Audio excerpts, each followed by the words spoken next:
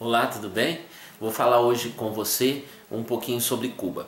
Cuba é um estado insular, né? Uma ilha em si que ficou 4 séculos sobre o domínio espanhol, né? Sobre o domínio da Espanha.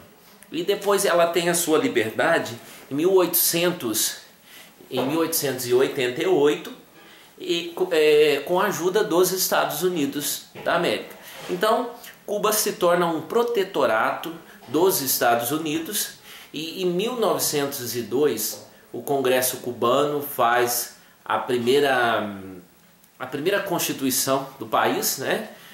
Depois de livre da Espanha, e dando poderes, né? Dando poderes à intervenção dos Estados Unidos, à intervenção americana, né? Então,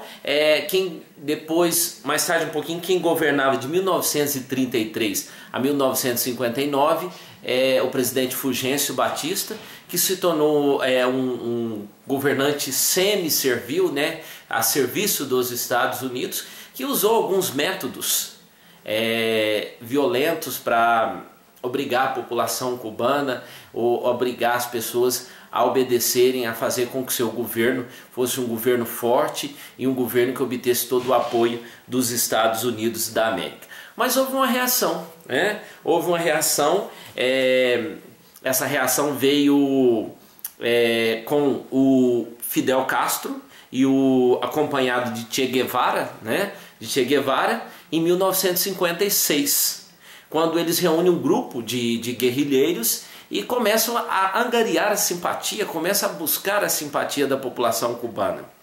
E em 1959, 2 anos depois, já com a simpatia da população cubana, eles tomam o poder, né? Eles tomam o poder e inicia-se então o socialismo em Cuba.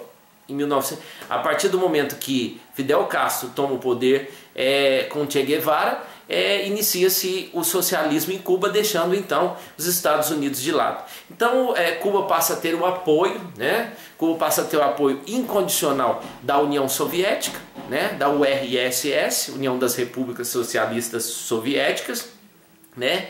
E nós temos aí alguns momentos interessantes, né? Alguns momentos interessantes da vida cubana, né? Por exemplo, o conflito com os Estados Unidos na Baía dos Porcos, em 1961, né? É uma força treinada pelos Estados Unidos, composta mais ou menos de 1000 soldados, invadiu a Baía dos Porcos na tentativa de derrubar o governo de Fidel Castro, né? Mas isso não aconteceu. Então os Estados Unidos conseguiu, depois disso, vendo que não conseguiria derrubar os Estados Unidos, ou derrubar Cuba, ele conseguiu que Cuba fosse desligado da OEA, Organização dos Estados Americanos, né?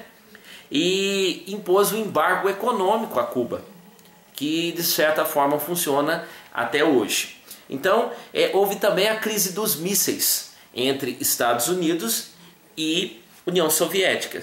Os mísseis foram instalados em Cuba em 1972 e a partir desse momento os Estados Unidos impõem um bloqueio comercial a Cuba.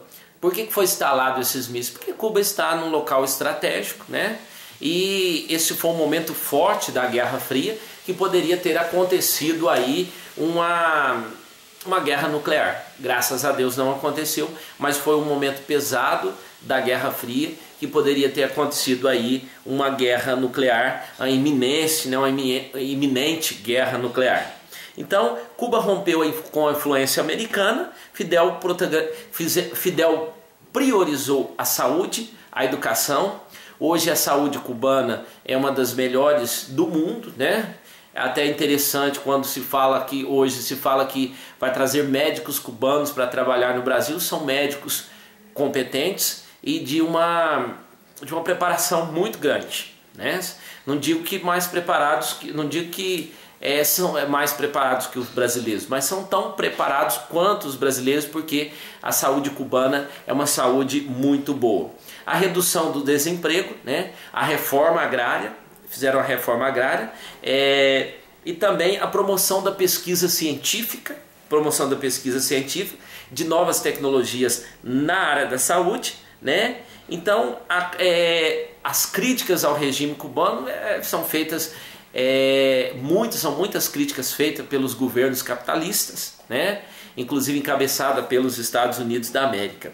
Então Fidel Castro fica no governo durante 49 anos, é governante de Cuba durante 49 anos, passa ao poder em 2008, aos 81 anos de idade, ele passa ao poder para o seu irmão Raul, né? Seu irmão Raul, que se encontra no poder até hoje. E depois que termina em 1991, com a dissolução da União Soviética, Cuba entra em um período de crise. Hoje Cuba volta-se mais para o turismo, para o comércio, né? Mas Cuba ainda continua sendo um país um país socialista, mas já com uma tendência capitalista. Então já tem aberto mais o campo, aberto mais o leque para o capitalismo. Cuba ainda é socialista, mas tem se aberto para o capitalismo. Então são vários exemplos de saúde, educação, qualidade de vida e coisas boas que aconteceu em Cuba e que pode ser usado pelos outros países. Aquele abraço, espero que eu tenha ajudado.